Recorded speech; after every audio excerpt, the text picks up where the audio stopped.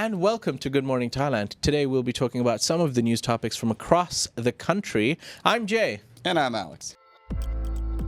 This ad is brought to you by Carzuno, the easiest way to lease a brand new car in Thailand. And we're going to start our show today with our first story, going down south to Phuket, as the Phuket mayor proposes special administrative status to revitalize tourism and infrastructure on the largest island in Thailand. The Phuket mayor, Kun Sarot, is advocating for the transformation of Phuket into a special administrative organization to address the city's tourism crisis and infrastructure challenges. Angkana Pilat argues that the current administrative system hinders progress and competitiveness with other global tourist destinations. Although Prime Minister Srettha Thavisin has not yet received the proposal, he is open to considering it. The city, which attracts over 10 million visitors annually, struggles with inadequate funding based on its resident population. The proposed Phuket City Administration Act 2018 aims to establish a directly elected mayor and implement new laws targeting critical issues like waste management and traffic congestion. This initiative could position Phuket as a formidable player in the global tourism industry. As a Phuket local, I can confirm that the traffic in Phuket is absolutely horrendous. Considering you're coming to an island for a holiday or, for the island vibes, going to the beach, it might take you 45 minutes to an hour on an island to travel to the beach. Well, that's why they're calling it a tourism crisis right now. It's like there's just too many people. Yeah. It's like when you hear about Mount Everest and you don't realize there's so many people going up there actually. Yeah. But now Phuket seems like it's being overrun. I wonder though about having a special administrative region status for it. That helps in China uses those all the time because then the local leadership can more directly impact the policy there and maybe alleviate things. So yeah, I don't know. It's an interesting proposal. We'll see if it goes through. All right. Anyways, on to some more economic news and politics news. Thailand has submitted a bid to join the OECD, and its membership is passing through. Hopefully some growth and sustainability on the way. So yes, Thailand is pushing forward its initiative to join the Organization for Economic Cooperation and Development, aiming to boost its economic prospects and commitment to sustainable development. On April 16th, Thai Foreign Affairs Minister Kun Panpri submitted a letter of intent to OECD Secretary General Matthias Cormann in France. Now, Minister Panpri emphasized Thailand's alignment with OECD's principles such as democracy, human rights, and a free market economy, and underscored the country's 4-decade-long association with the organization. He highlighted the potential economic benefits of membership, including a projected 1.6% GDP growth, which could enhance Thailand's economic security and help it escape the middle income trap. Srettha Thavisin, he's leading the charge. Democracy? That's all I heard in that entire story. Sorry, Jay doesn't like the economic stuff. He just turns off. What you mean? I love economics. Who doesn't love politics and economics? It's my thing. That's what I did for a long time. Yeah. But yeah, anyways, this is good news. It is good news. You had to stick to it to justify your degree. No, somebody has to study these things, okay? Yeah. Look, it's big news, all right? It's fine. Anyways, Sure. There's more. We have other stories on the way. Don't worry. All right.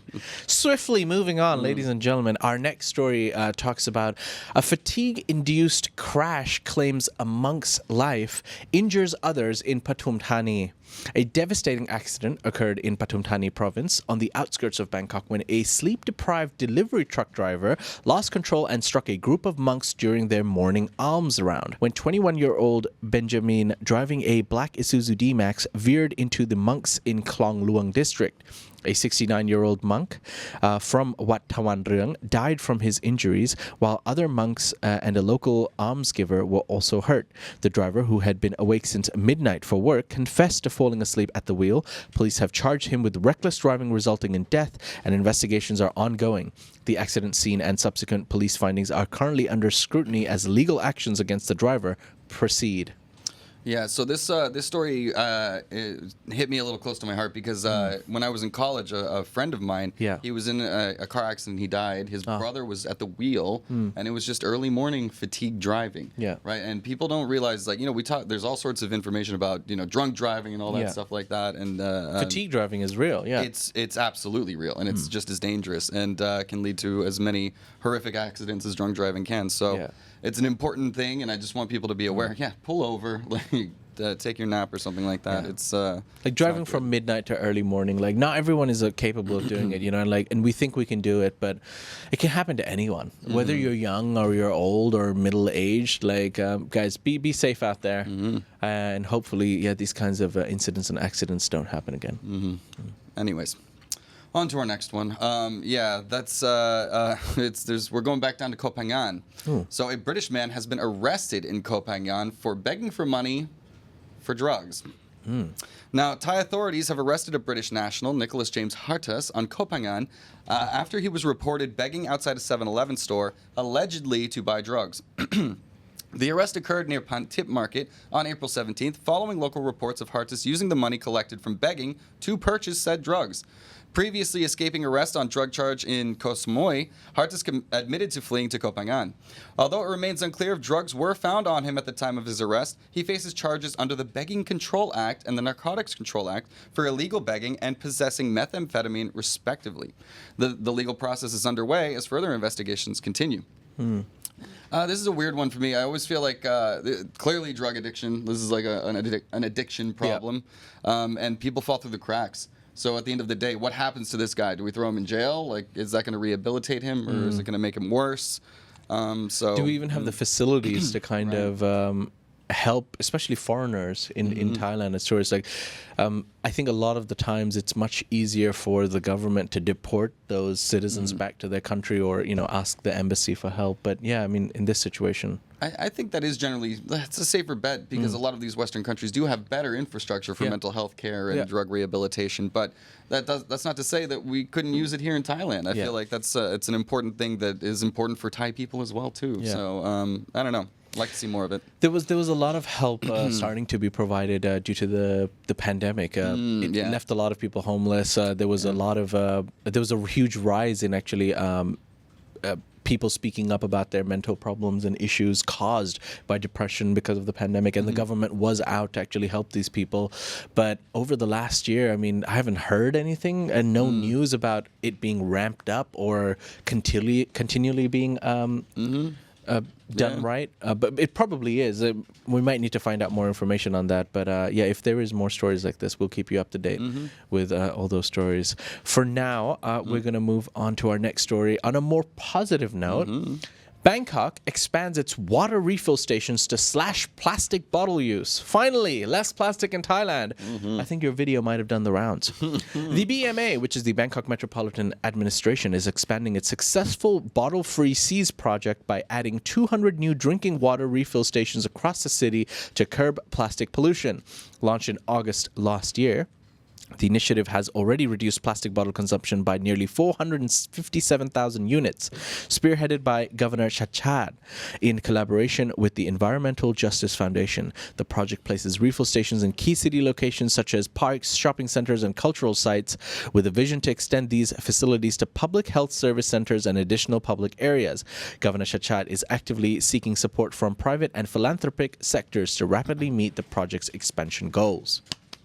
Well done, done, Thailand. Well done, Bangkok. Well done, Governor Chachad. Yeah, I think any attempts to reducing our plastic use, obviously good. Like, and these water refill stations, I've seen them in place. Like when I lived in China, they were all over the place, and it's like a community space almost. Like a lot of people use them, and it's cheaper, it's better. Like I don't know, kudos all around. But anyways, the video, right? Too much. There's a lot of plastic. There's a lot of plastic in Thailand. It's a tough one. Well, anyways, on to our last story. So Thailand has been praising its neighbor Myanmar's positive steps in releasing its political prisoners from jail to house arrest, but is urging further action.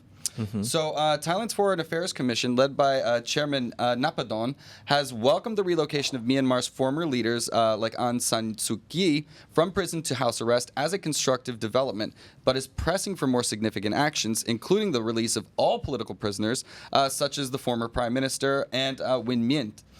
This demand aligns with the ASEAN 5 Points consensus aimed at fostering reconciliation in Myanmar.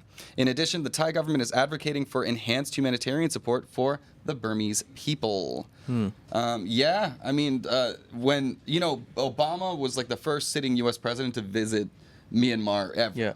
And it was when she was elected, and it was like a celebration of democracy in Myanmar. And since then, obviously, everything is completely broken down, and she was arrested. But now it seems like there is some reconciliation going on. She's been now allegedly, but going from jail to house arrest is nicer, like I think. But you got to encourage any sort of positive steps towards peace. Yeah. And I like Thailand's emphasis on that. Yeah, so it's good. All right. Well, ladies and gentlemen, those were some of the news topics from across the country. We're now going to dive into our live chat and take some comments and questions from the viewers. This ad is brought to you by Carzuno, the easiest way to lease a brand new car in Thailand.